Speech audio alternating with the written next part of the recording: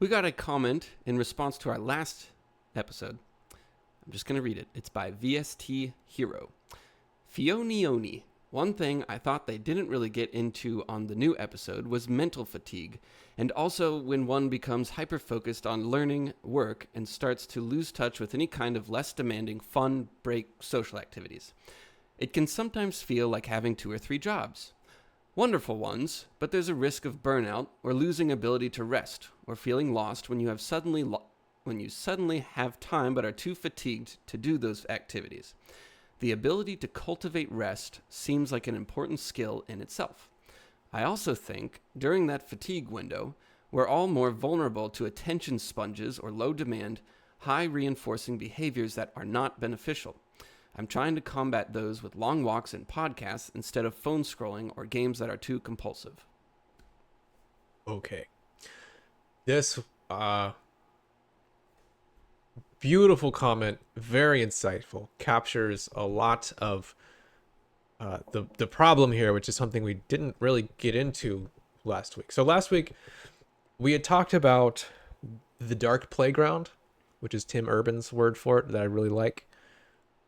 Where you're kind of working, but you're kind of not. You're never focusing for all that long. You just sort of keep flipping back and forth between something amusing and then something you're supposed to be doing, and you kind of do that all day long when you're working, and then when you're done, you're not really done because you're like, I still have stuff to do, so I'm gonna kind of do it while I watch TV and back and forth, and it's just this kind of gross mix of everything. It just blends together all day. That's the dark playground, right? We're taking his word because I like it. Yeah, you're not really able to relax. You're not able to work. Yeah, like you're not able to relax. You're not able to work. You're not really able to do anything. It kind of sucks, or it objectively sucks. It's bad. So our thoughts on that were mostly that the root of the problem is not really being able to get yourself to focus deeply and intensely when you need to. You start the workday, you want to be able to really focus and not be flipping back and forth with other random stuff.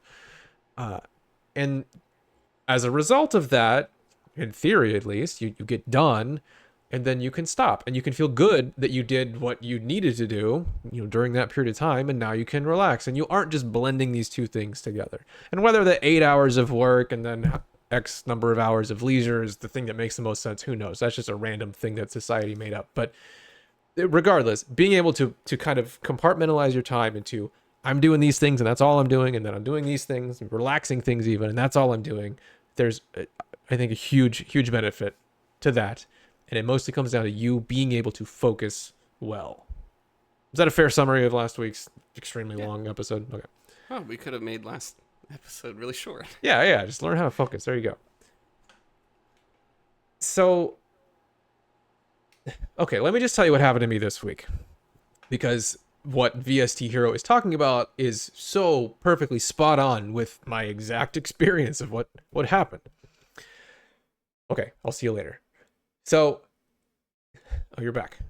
Yeah, sorry. Okay. Sorry, I should have kept talking, but it distracted me too much. Which is ironic because I'm going to talk about how great my focus has become. So that's just a wonderful little demonstration. I had to run and turn my fan because it was facing the wrong way. So thanks for explaining that to us. Yeah. For anyone listening, Dan just took his headphones off and disappeared, and I should have kept going but couldn't. All right, whatever. Thanks for that. Here's what happened this week. Symbol to continue, but okay. I'm not an actor. I'm not a newscaster. All right. For the past 2 weeks, before we did our podcast last week on Focus and everything, I had been making a huge priority of this. It really felt like I was stuck in the dark playground, more or less, where I'm just really having a hard time getting focused. So I put my phone away for realsies. I mean, it has not, other than very small little things, it really hasn't been unplugged. I haven't used it at all for weeks. And that was part of our prescription for lack of focus is, if you aren't constantly gratifying little impulses that you get all the time, you start to, your mind starts to settle down where you aren't looking for something to occupy your mind every few seconds, right? So that was part of it. I've been getting up at exactly the same time every morning, 8 o'clock, walk the dog. I have my ritual down to the minute. I'm at a coffee shop by 8:30, and then from 8:30 to 9:30, two Pomodoros. I'm working on passion projects. First thing that I put my mind to is something I really care about, really want to make happen. And that's been amazing. Just really super rewarding. Been absolutely loving that. I kind of think it's something everyone should do. And then from 9:30 onwards, I'm at work doing my normal job. But I've been so attentive and careful about the focus part. Any time where I'm supposed to be working or putting forth effort, everything's off. There's no Discord, there's no Slack, there's no nothing. All the notifications are gone. I don't have a browser window accessible. I'm focused. I'm there. And I've just been really cultivating that for the past few weeks.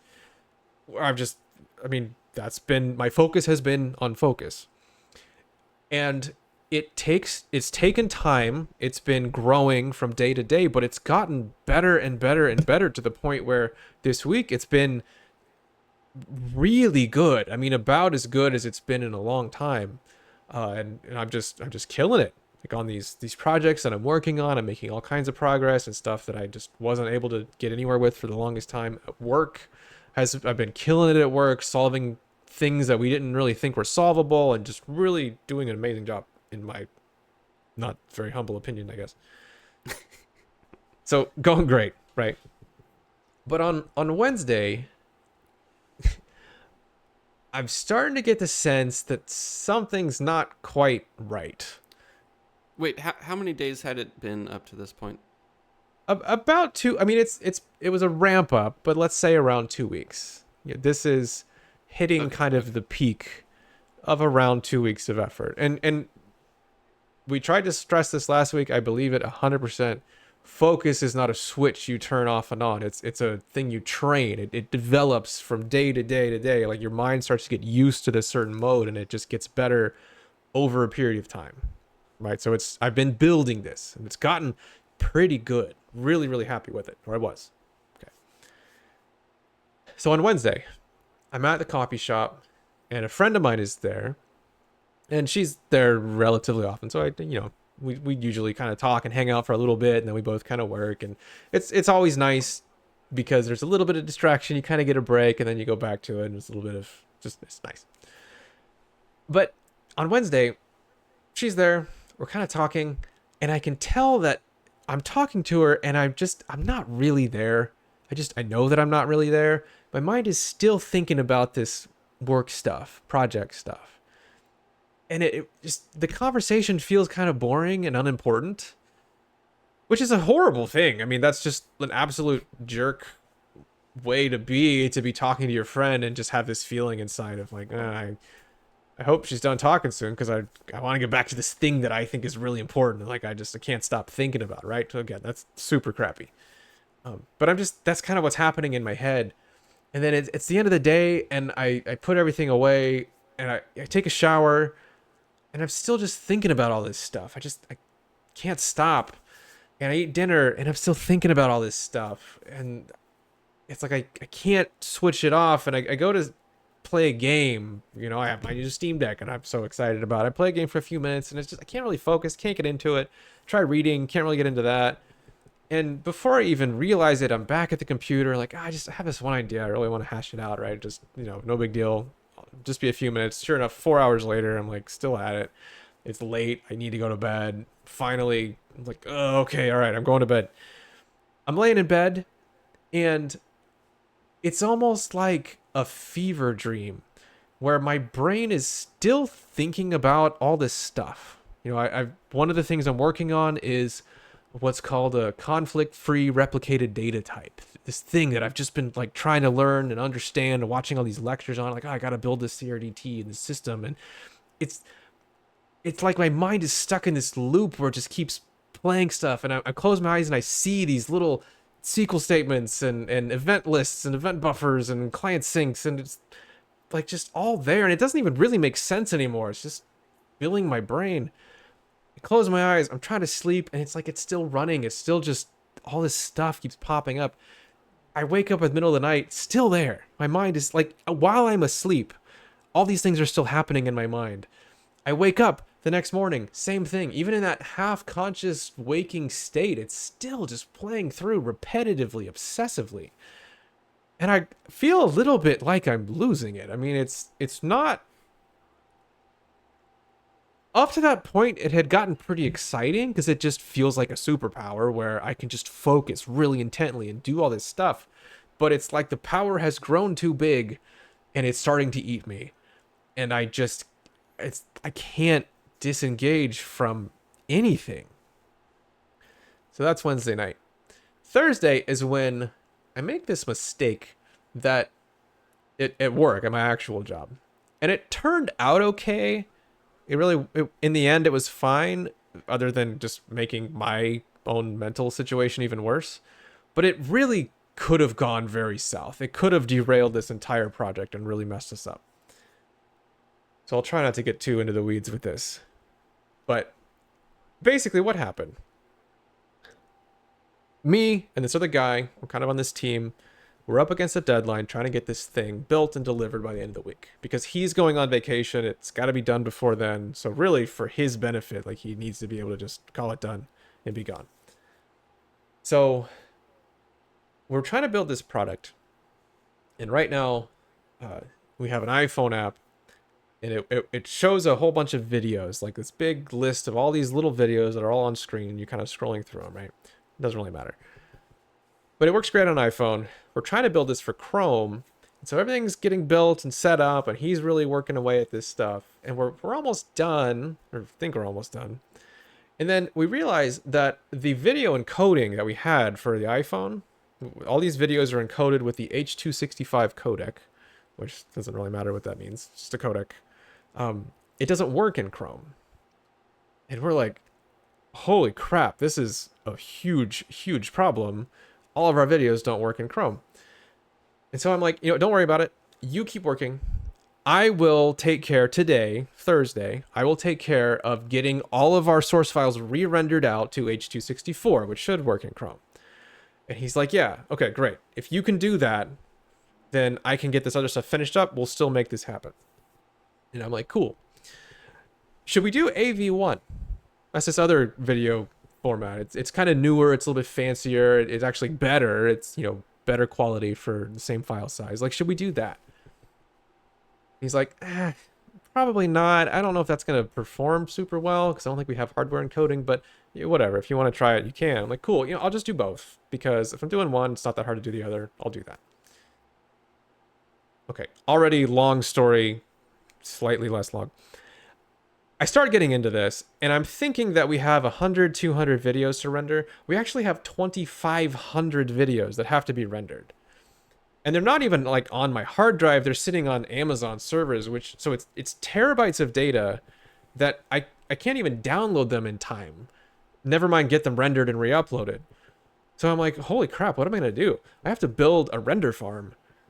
And so I wind up spending 14 hours that day or more, at least 14 hours, just from the moment I wake up to the moment I go to bed late at night. I'm trying to get this stuff built, like I'm building a render farm. And so again, I'm in ultra focus mode. I mean, I'm not quite peeing in a jug, but it's like not that far off. Give me another day and I probably would have been there, okay? And so I'm working on this stuff. And I'm like, okay, we got to spin up different clients. We'll do a remote server here, a remote server there. I got to build a database where they can all sync and pull jobs from, and they got to run concurrently and all this stuff, right? And every step of the way, so they're H.264 format videos. I'm able to render those out fine, but the AV1 is giving me trouble. Like it's really slow, or I don't really have it set correctly, or the files are coming out too big, or I can't get the most recent update of this software on the server to run. I just keep having trouble, and I keep having to work through all this stuff, and I finally get it working. Okay, next step, and then I have more trouble with the AV1. I'm like, oh god, I gotta figure it out, right? So finally, it's like the middle of the night. I keep trying to start everything to get this stuff rendered by the next morning, and it's not working, and it's finally starting to go, and it's middle of the night, and I'm like, okay, I think this is all gonna work. I have to go to bed. If it crashes now, I won't even have time to fix it and start it again before we need this stuff, so I'm just gonna leave it. The next morning I wake up, holy crap, it's a miracle. Everything worked. Stuff is rendered. It's been uploaded to where it's supposed to be. this guy that I'm working with, he's like, "Oh my God, this is amazing. I can't believe you did this. Mike, you're a genius. Miracle you figured this out and got this done. Wonderful." I'm like, okay, I did it. Fantastic. Got lucky a little bit, right? Like it was 50-50 whether this was even going to work. And so I asked him, like, okay, and it's working, like everything's good. And he's like, yeah, everything looks awesome, performing really well. This H.264 format, it's working great. I'm like, did you try the AV1? And he's like, yeah, it didn't really work. The CPU's bad. And I'm thinking, or the performance is bad. I don't think we can really use that. And I'm thinking, I spent so much time trying to get these videos rendered out in this format. But now that I think about it, that was a stupid idea. He never thought that was the thing we needed to do. I never thought that was the thing we needed to do. That was just this random afterthought that I had at the very start of this thing. Just thinking, I might as well, because if I'm going to do one, I might as well do the other. And I wound up almost tanking the whole project, obsessively trying to get this particular video format to work that we did not even use. And we aren't going to use. Because we can't. And we never were. It just doesn't make any sense. And what's funny about that is that, I worked so hard.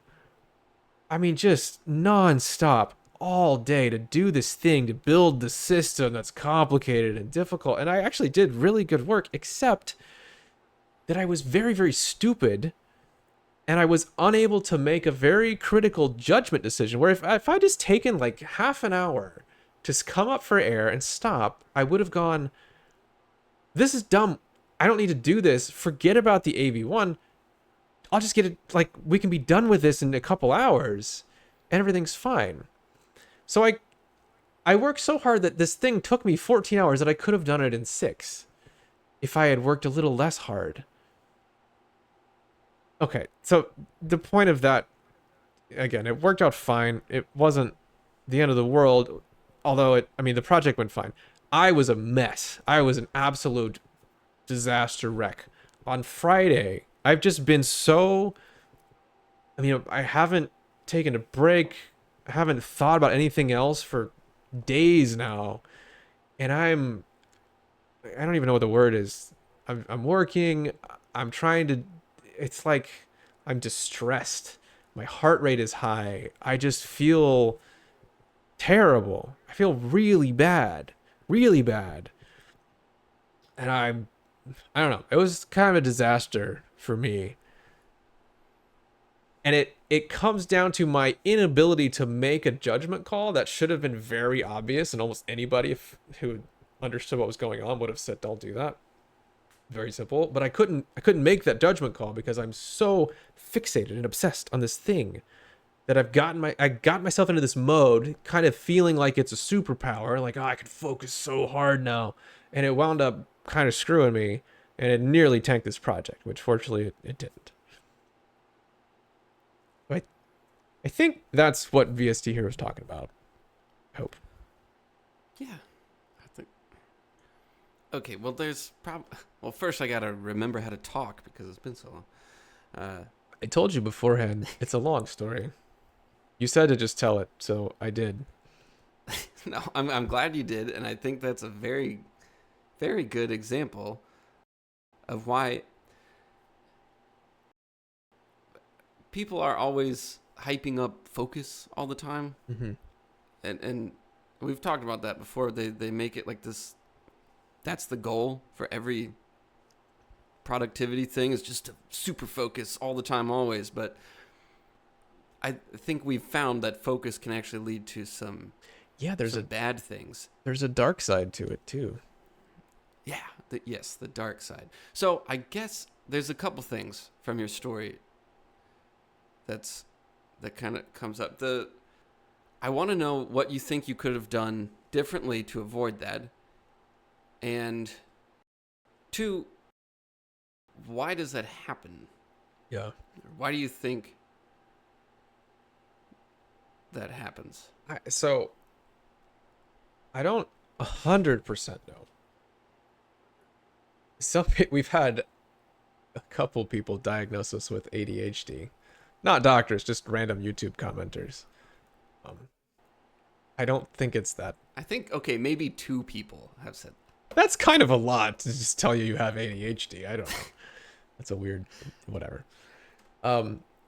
So here's one weird observation. Wednesday, when I'm kind of very much ramping up into this hyper focus mode that I can't detach from, I sit down to play a game and I can't focus on it. I keep getting pulled back to this other thing, and before I know it, I'm back there just working away at the laptop or something. And it's weird because that feels so similar to what happens when I can't focus, which is I'm supposed to be doing work, and then I start playing a game like, I'll just do this for half an hour, and I can't get myself to go back to work, or I keep wanting to alt tab and everything. It's as if, I don't know, it feels weirdly similar. Being able to or being hyper focused is in some ways just the inability for you to focus on something else, something relaxing, and enjoy it and embrace it. Whereas being unable to focus is a weirdly similar thing too, where you keep getting distracted and you can't focus on this other thing. I don't know what that means. I just think it's really weird.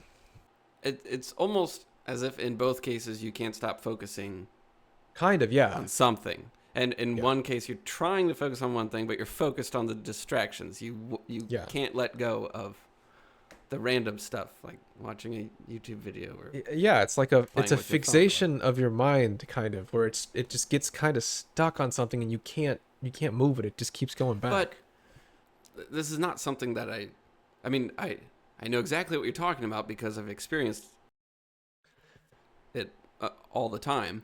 But it's not something that doesn't go away. And in your case, it went away for about 2 weeks, and then it kind of started to overturn to the point where yeah, the problem then comes up when you're focusing, not when you're not. Yeah, I think I have proven this to myself. You can stay in the dark playground indefinitely. I can go for a very long time where I don't focus on anything. I have. It's been kind of, it's terrible actually. But that mode of just constantly drifting from one thing to another, that's extremely sustainable. You can do that forever. And it's not, I mean, it's gross and it's unproductive and it makes you feel bad about yourself, but it doesn't lead to those massive fatigue episodes like you can get when you get your focus really in line and moving along like that.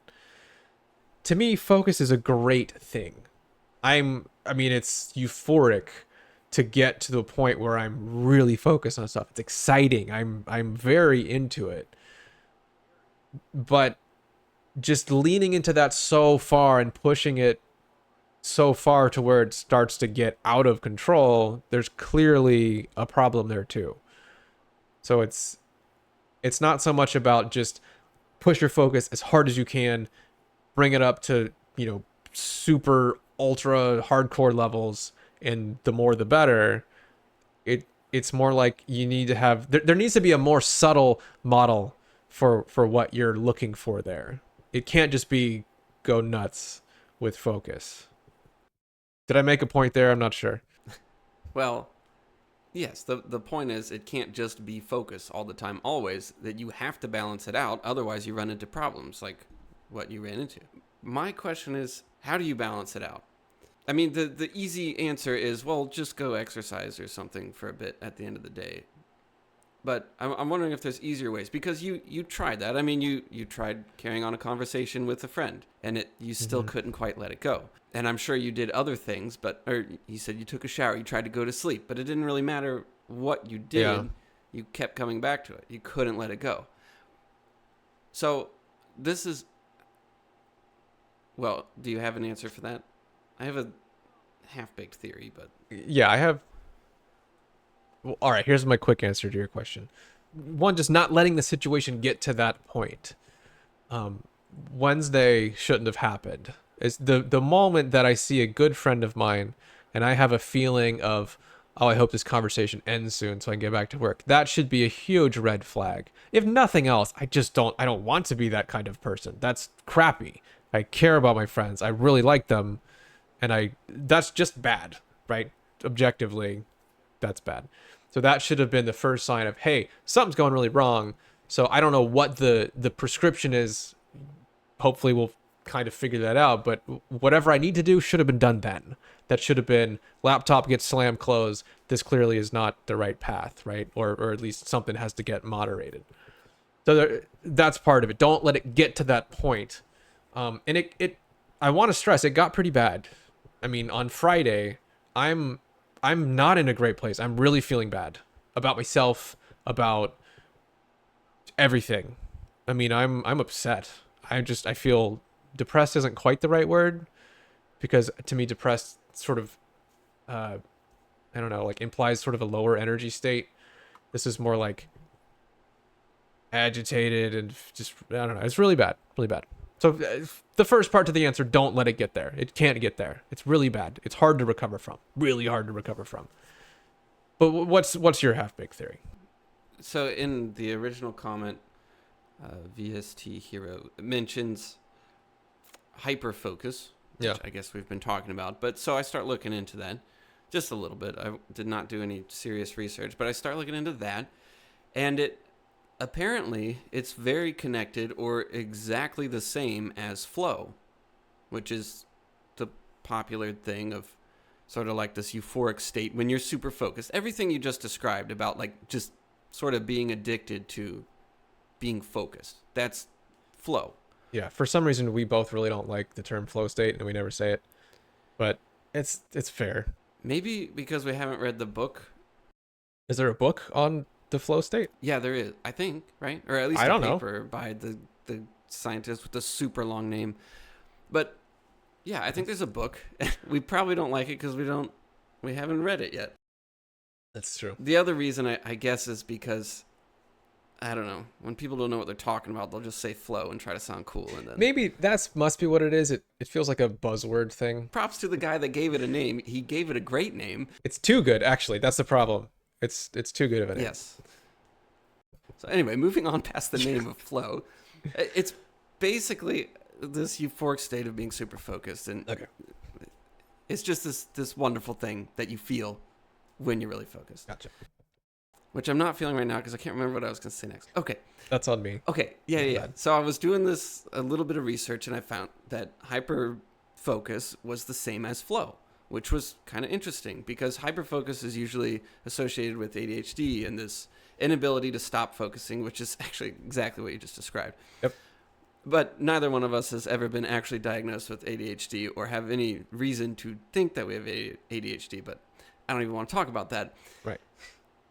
I just thought it was very interesting that they were so closely related. So I get on this website, like I forget what it's called, but it was like the Flow website, and they list off all these different chemicals that are supposedly sort of released when you're in this flow state. I don't know what the research was on that. I don't know what studies they did or whatever, but basically the gist was that when you're in the flow state, the chemicals are released in your brain, and just like at any other time of the day, chemicals, whatever they are released in your brain. Something happens, okay? I'm not a scientist. I don't really know. But Okay. the interesting part to me, okay, you can stop me in a minute, but the interesting part to me was that when you're in that flow state, the reason why you feel really good is because of certain things going on in your brain. Just like any emotion that you feel, it's a combination of things.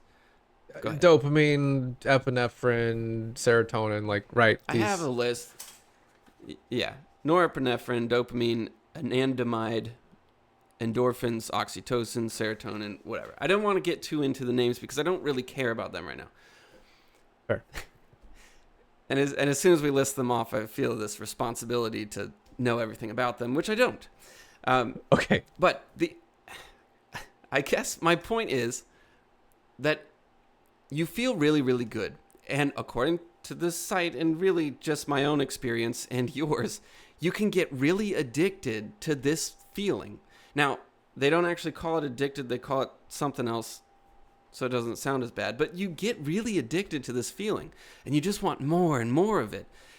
When I get really into a painting, that feeling, it doesn't happen that often, but when you hit it just right and things are going really well, I don't want to do anything else ever. Like, that's the only thing I want in the world. It's this incredible feeling that probably most of us have felt before. It's not like a religious feeling. It's just a feeling, but it's really, really good. And I just want more of it and more of it. And I don't want to let it go.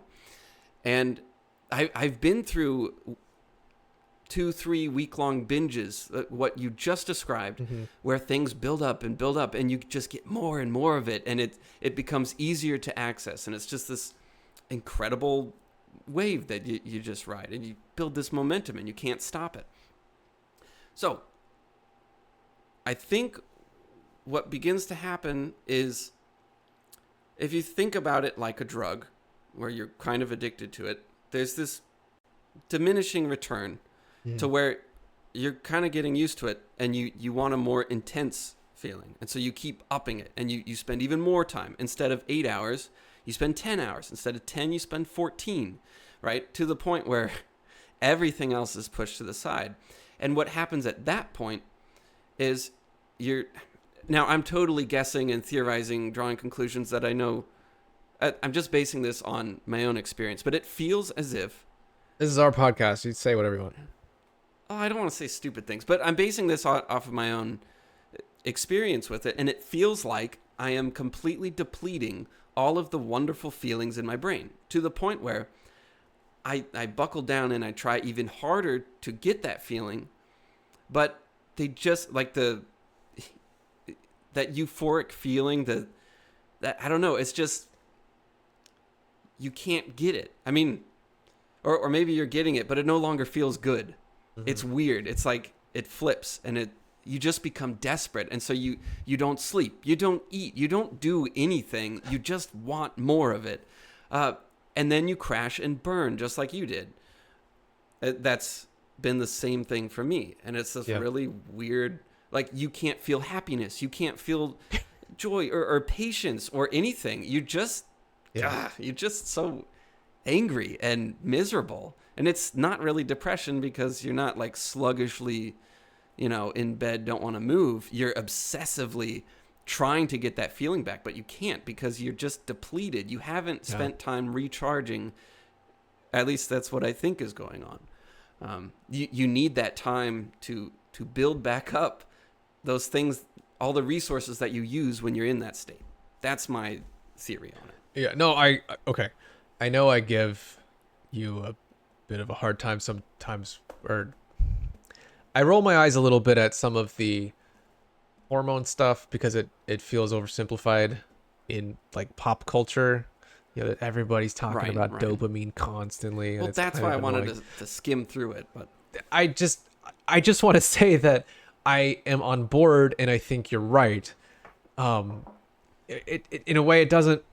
The hormones are really complicated, and they all work in different ways, and it's probably not very smart to just give them cartoonish little names of dopamine is for motivation and serotonin is for happiness. I don't like that, but it doesn't matter. Like you said, it doesn't really matter, because whatever's happening, whatever process your body is using, whether it's purely hormonal and there's other factors in there too, all that stuff, that thing is still taking place, where what we're both experiencing, a major part of it is, let's just, to be simple, call it adrenaline, right? You're very, very alert. Your energy level gets very high, and you're able to achieve it and sustain it. And in a sense, well, not in a sense, like very much so, if you're getting distracted all the time, it feels to me like that constant context switching of just sort of drifting around, it sort of dissipates that. You aren't sustaining your mind on one thing, you aren't building this intense focus, and you aren't really hitting those moments of big intensity. It's sort of smothering that or spreading it out, right? No, you run into other issues, but right. Yeah. I'm not saying that's a good thing at all, but this particular problem doesn't seem to happen in that scenario.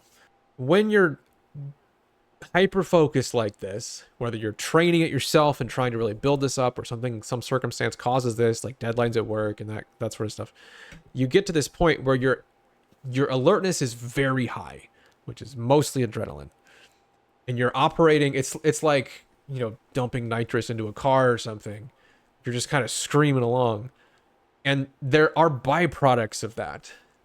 Cortisol is one, again, not to oversimplify, but like it's a stress hormone, and we know that it builds up in response to this. So you feel this really high energy state, but you also have this stress response, and your sympathetic nervous system gets ramped up, and your heart rate gets higher, and your heart rate variability goes down, and like all these physiological processes happen in response to this. And our name for most of that is fatigue, right? Like you build fatigue.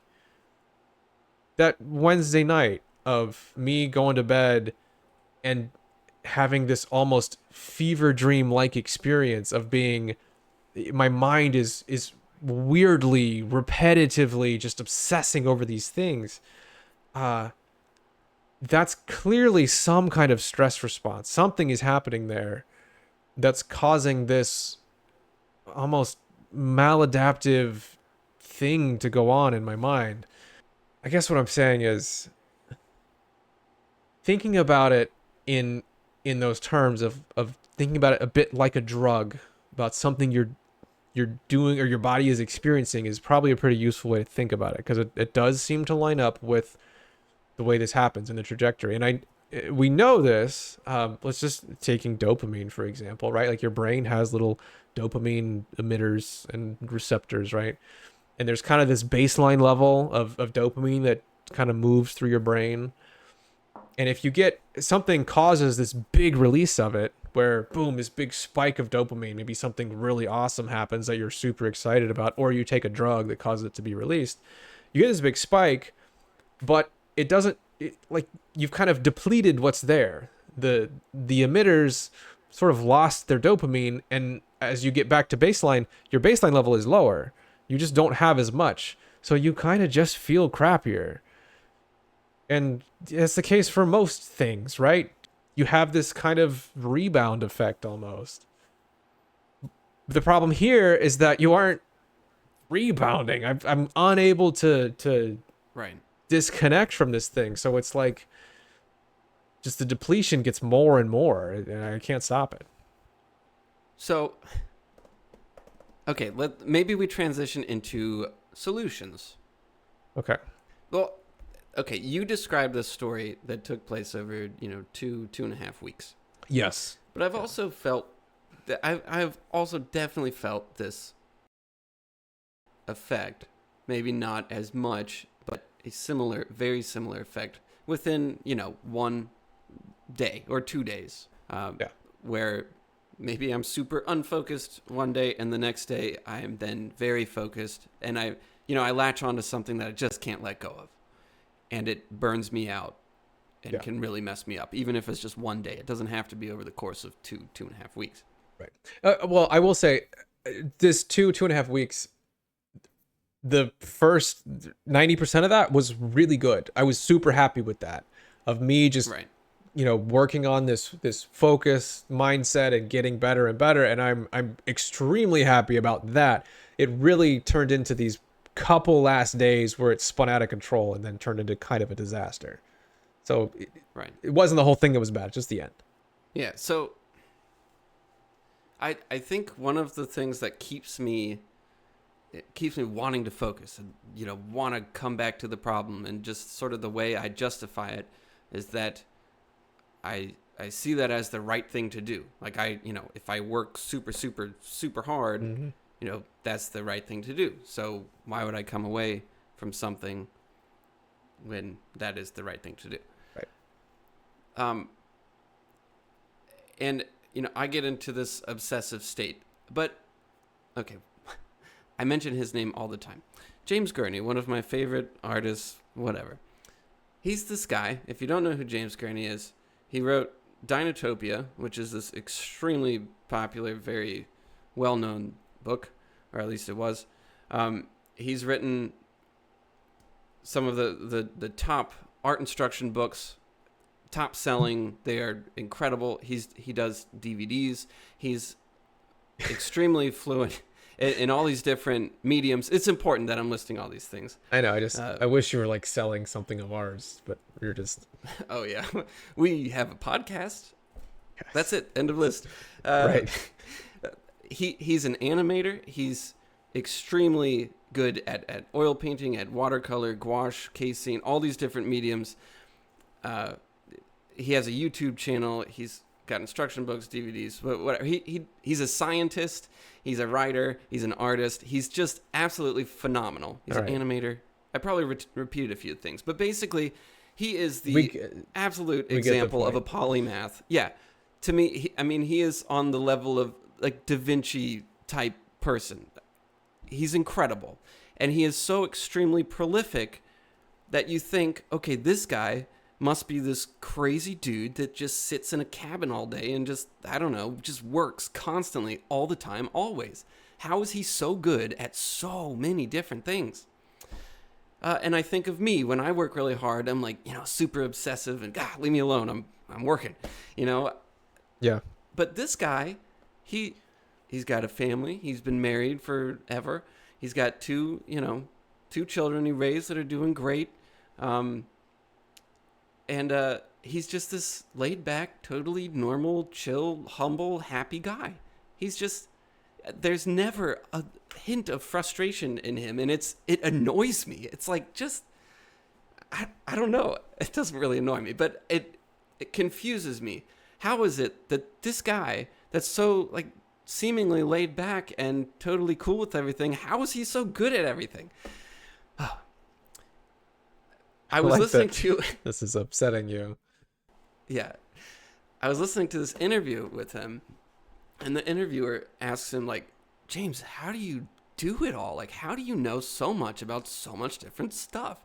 And he's like, well, no matter... He said something along the lines of, no matter how obsessive you are, or how, dedicated or determined you are to do something, you should always keep 10% of your time to dedicate to something new. And I was like, I was really hoping for a better secret than that. But I've thought about it, and I've tried applying that at times to my own stuff. And if at the end of the day, I can spend 10% of, and I think what he meant was not spend 10% of your life, say, with your family, or 10% of your life exercising. He meant 10% of that time that you spend super focused, spend 10% of that time doing something new. And his reasoning is because art grows better in rich soil. And if you keep using the same stuff over and over again, it just doesn't grow. Like, he's an artist, so you need a constant flow of new information. And I have found that adding in that extra 10% of new stuff makes a world of difference. It makes everything feel new. You feel refreshed. That might sound too simplistic, but I think it's actually, it could work. Let's talk about that for a minute then.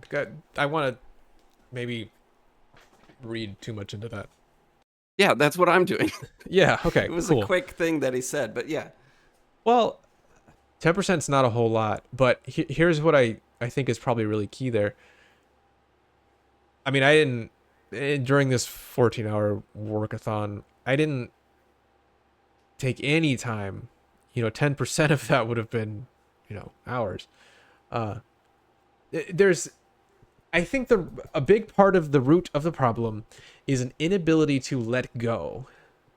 You're clinging to a mode of thinking for many different reasons, but there's an inability to say, okay, I'm going to step away. I'm going to go do something else. And it's just literally hard to do anyway. Like I said, I tried to step away and couldn't. And so we'll talk about that in a second. But being able to say, I'm getting away from this and it's going to be okay. I don't need to spend every second. It takes an effort. It takes this resolute, okay, giving this up. Giving 10% of your day to, okay, I'm going to go try something new. It's not going to help me hit this deadline. It's not going to help me, accomplish this particular thing. there is some element of letting go and allowing yourself to just, give up or temporarily give up on this thing, and even mentally give up on that thing. And that's a difficult thing to do, but I think that's what's really key about that's why I think it's not so much the 10% itself, it's being able to get yourself in the mindset where you allow yourself to spend that 10% of time on something else. I wonder how much personality plays into that decision. I imagine it's a big part.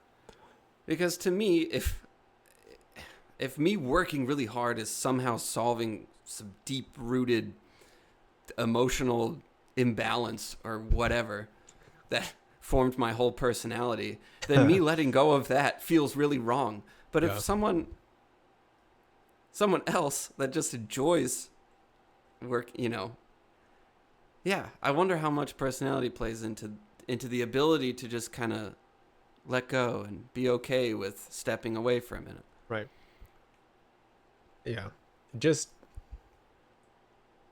if you aren't able to do that, I think that's a warning sign that I obviously ignored quite a bit. But yeah.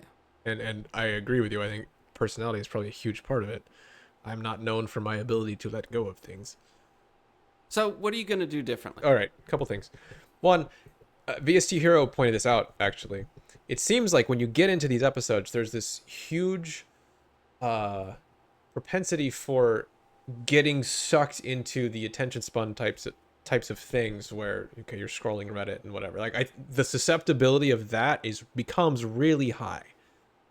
And, I think it's actually the easiest way out, where I've spent weeks just focused on focus, really trying to train this and get this in a really good spot, and it worked.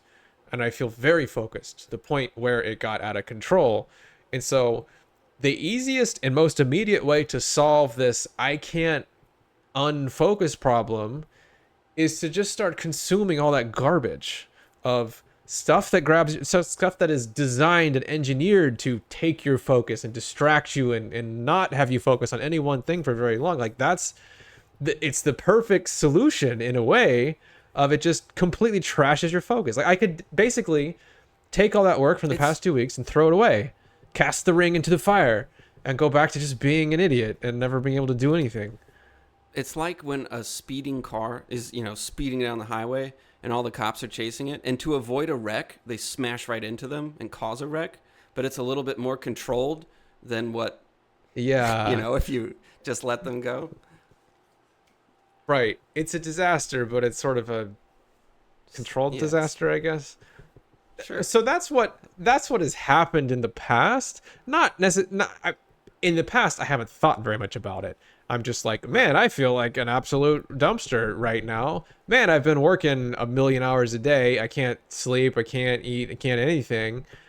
This sucks. And then, hey, wow, I guess I've been on Reddit for 7 hours and whatever. Like it's not a process that I'm really been thoughtful about and in control. But that's what's usually happened. A crash and burn with that kind of thing that completely trashes my focus, and I get back into dark playground and the cycle continues. I don't think that's the best solution, but in a sense it is a solution, right? Well, when you finally get to the point where you're super focused and you're feeling great, your brain wants to go right back into that because it feels really great. Yeah. So it's very difficult to convince your brain to go to something else, because why would it? Like it already found the thing that it wants, which is to feel good.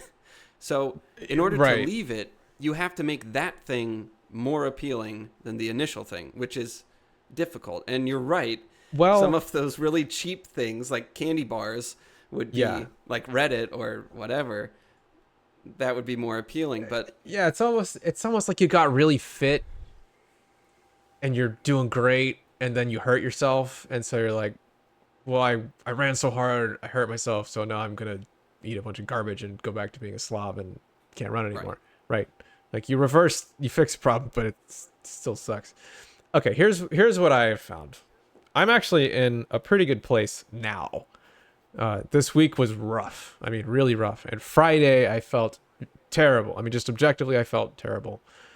And what broke me out of it or what had to happen, because I kind of knew what was going on, and I'm trying to get away from it. I keep trying to relax. I'm going for a walk. It doesn't work. Whatever. Uh, I went and saw a movie, Sam, in the movie theater called Northman. I still can't decide if it was a great movie or a terrible movie. It was really weird, really weird. Um, but that's not the point. I'm not trying to review this movie.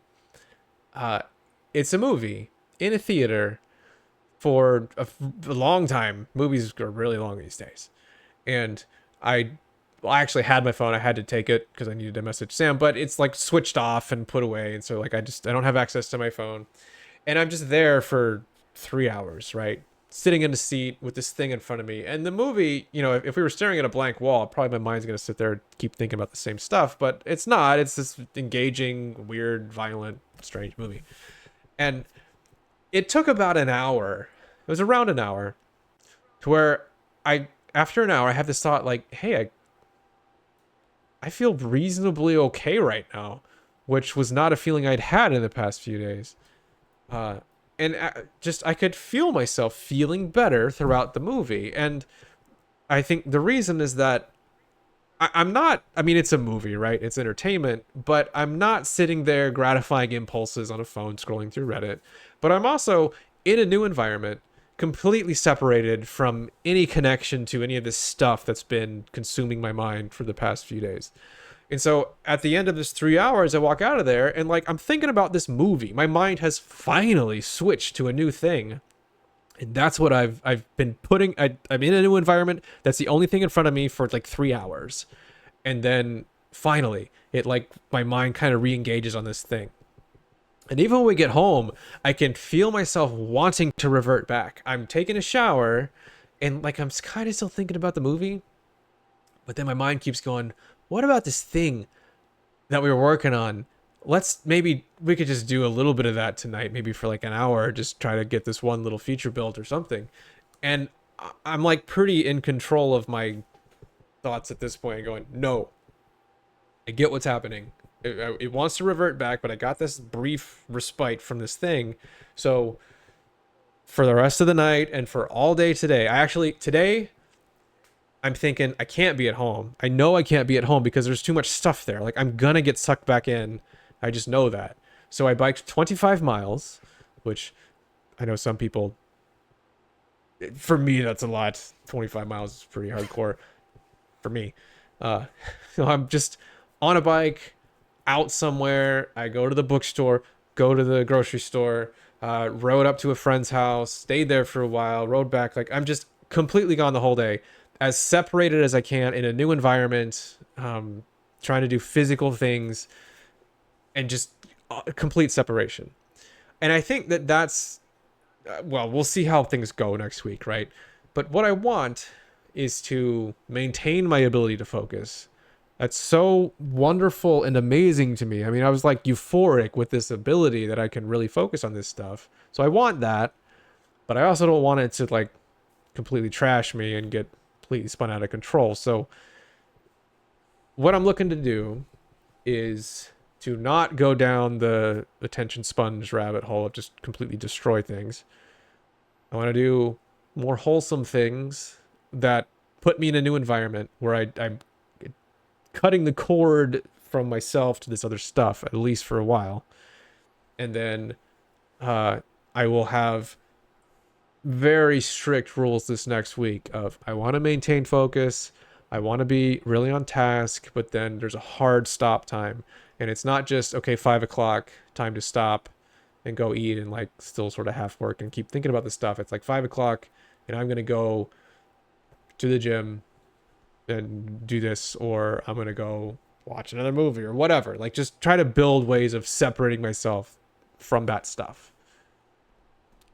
That's my plan. Yeah, I did the exact same thing today. I was actually getting really frustrated with what I was working on, but I was, I kept obsessing about it. Yeah. And I was like, okay, I'm not doing anything good. I'm going to go for a run. So I went for a run, and about halfway through, I start feeling really good. And, you can feel yourself start to let go of those things and see the bigger picture, realize, okay, I'm frustrated, but it's not, I can fix this, whatever. And, right. Yeah. Yeah, I think the big mistake that I make there is thinking that I can just kind of think my way out of it.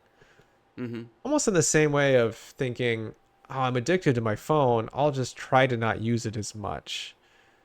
You know, everybody's tried that. Nobody succeeded at that. But if you change the environment, if you make the choice of, okay, I'm going somewhere all day today and I'm not bringing it, then you can't use it because it's not there.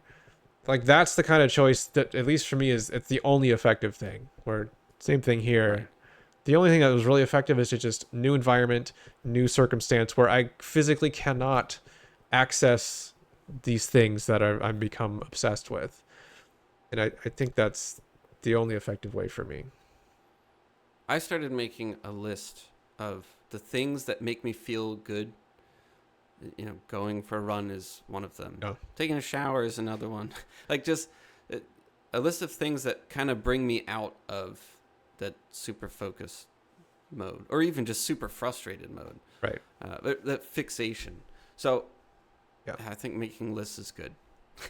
Yeah.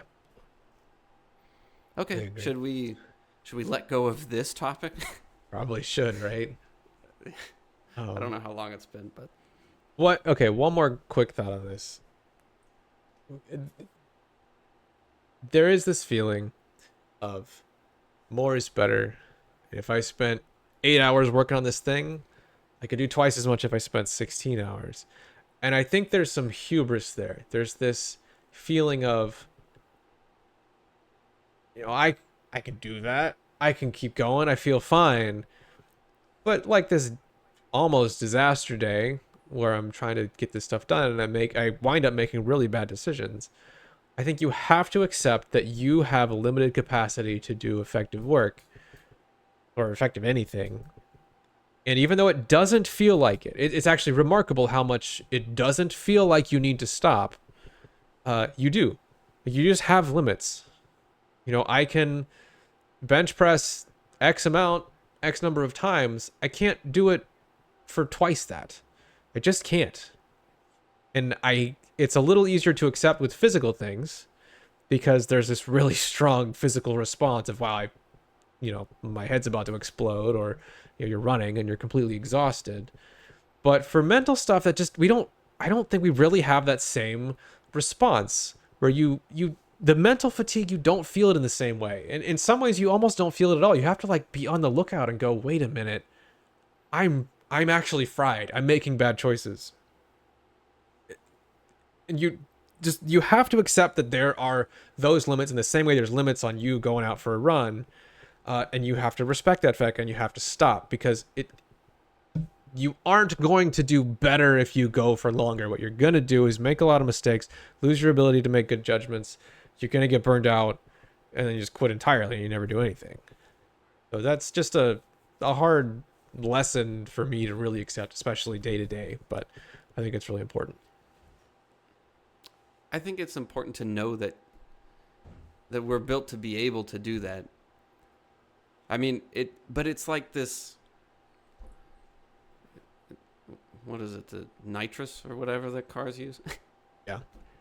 I've watched like Fast and Furious one time. That's what I'm going by. Oh, I didn't even watch any of it. But it's the red button, you know? You press the red button, you're able to do that.